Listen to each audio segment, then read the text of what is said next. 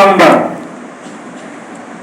এই হাদিসটা আমি নিজে নতুন পড়েছি এবং নতুন শুনেছি, এটা পড়াশোনা করতেছি, আপনারা হয়তো কোনোদিন শুনেন নাই।